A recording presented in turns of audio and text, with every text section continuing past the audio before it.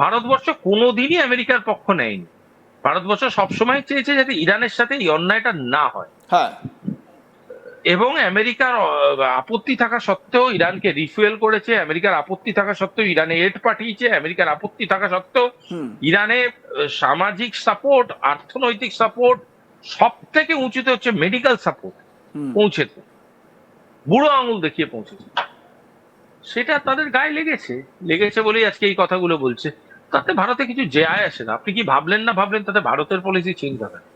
Bharat welfare পলিসিতেই বিশ্বাসী, Iran আমাদের তারপরেও বন্ধু।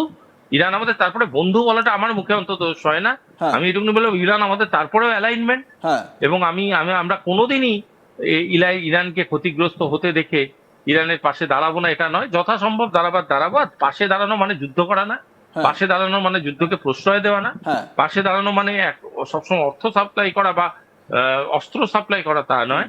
পাশে বহুভাবে দাঁড়ানো যায় একটা বিপদগ্রস্ত রাষ্ট্রে। হুম।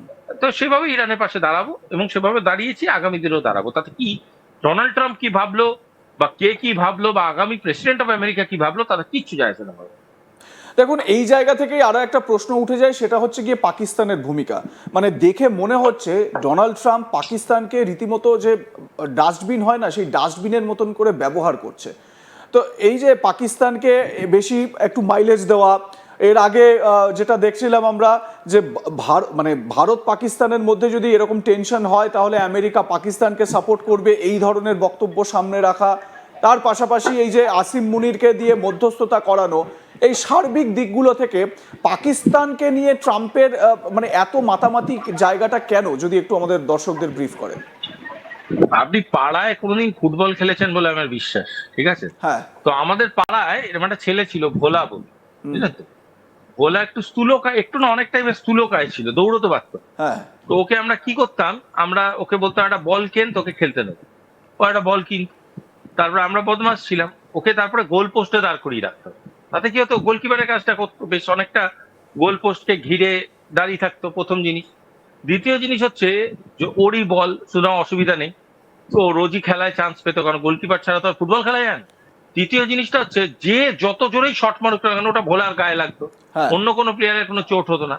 এবং যখন দিনের শেষে ভোলা বাড়ি ফিরতো, তখন ভোলার হাত খেলাও হয়ে যেত, হাতে একটা বলও থাকতো যেটা ওরই কেনা, ওই ফেরত নিয়ে যাচ্ছে।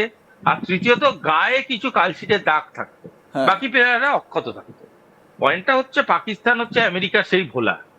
এবার পয়েন্টটা হচ্ছে, এই যে নেগোসিয়েট করতে এসছে, নেগোসিয়েট করতে বলেছে, তুই তোর দেশে নেগোসিয়েট করবে, হোটেল বিল দেওয়ার লোক নেই, হোটেলটাও পাকিস্তানকে দিয়ে বুক করেছে।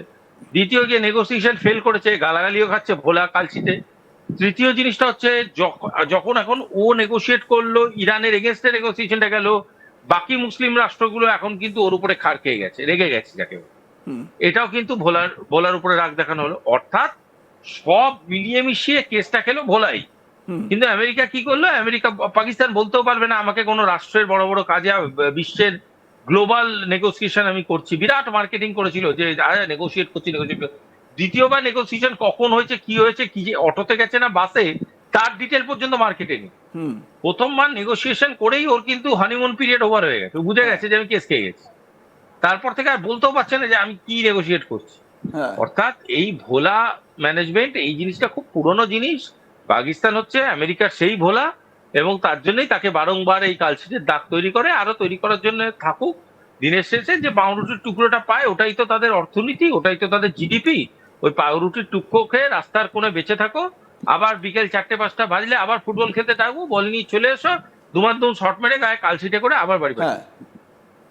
এটাই ভোলার কাজ। এবারে এবারে মানে যে কথাটা না বললেই নয়, কারণ আমরা দেখছি একেবারে ব্রিক্সের যে ভূমিকা বা ব্রিক্স যেভাবে কাজ করছে, তাতে করে একেবারে মনে হচ্ছে মানে একেবারে স্ট্র্যাটেজি মেনটেন করে ব্রিক্স কাজ করছে, না খুব বেশি হম্বিতম্বি, না খুব বড় বড় কথা।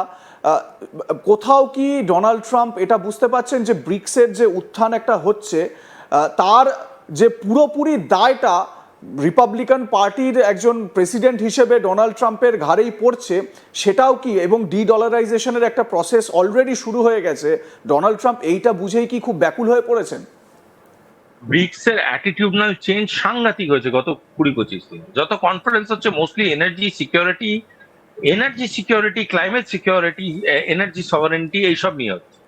এই যত ডাইমেনশনাল চেঞ্জ গুলো আসছে, এই প্রতিটা ডাইমেনশনাল চেঞ্জ কিন্তু একই সাথে কন্ট্রিবিউট করছে কিসে?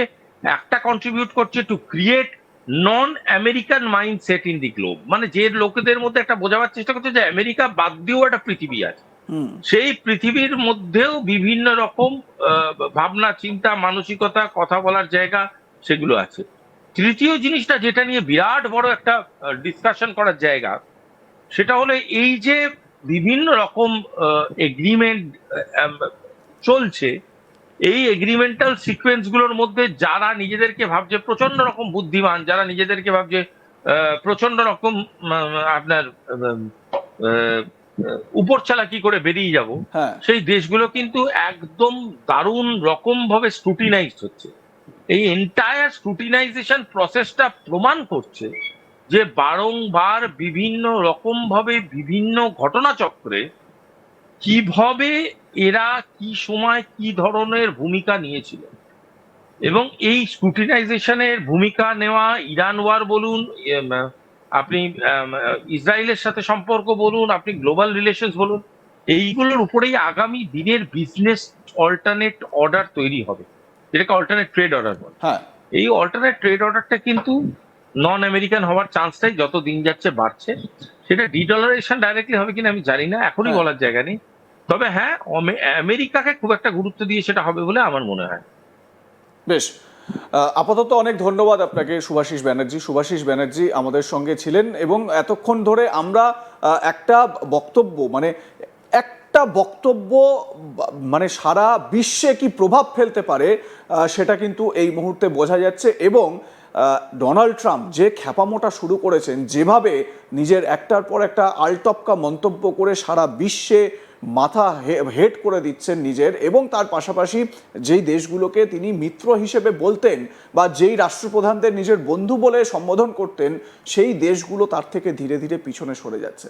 আপনাদের নিশ্চয়ই স্মরণে রয়েছে, ইটালির প্রাইম মিনিস্টার বলেছেন যে সারা বিশ্বের 9টি দেশের কাছে নিউক্লিয়ার ওয়েপন আছে, কিন্তু একমাত্র একটি দেশই এই নিউক্লিয়ার ওয়েপন ব্যবহার করেছে। তার মানে আমেরিকার যে যে দাগ, আমেরিকা যে দাগযুক্ত একেবারে চাঁদ, সেইটা বুঝিয়ে দেওয়ার চেষ্টা খুব ভালো করে কিন্তু তারই সহযোগীরা, অ্যালাইরা, তারা বলে দিচ্ছেন।